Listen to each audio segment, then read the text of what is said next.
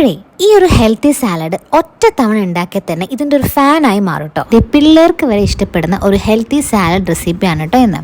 Weight loss ഒക്കെ നോക്കുന്നവർക്ക് കണ്ണും പൂട്ടി കഴിക്കാം കേട്ടോ.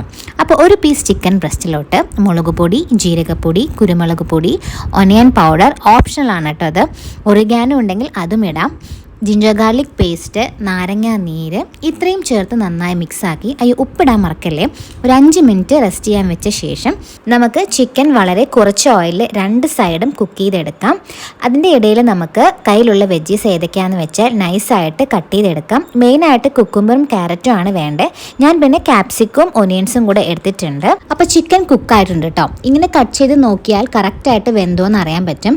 ഞാൻ ഇതുപോലെ ചെറിയ പീസാക്കി എടുത്തിട്ടുണ്ട്. ഇനി സാലഡ് ഡ്രസ്സിങ്ങിന് വേണ്ടി പുളിയില്ലാത്ത തൈര്, അതിലോട്ട് ഒന്നെങ്കിൽ റെഡ് ചില്ലി സോസ് യൂസ് ചെയ്യാം.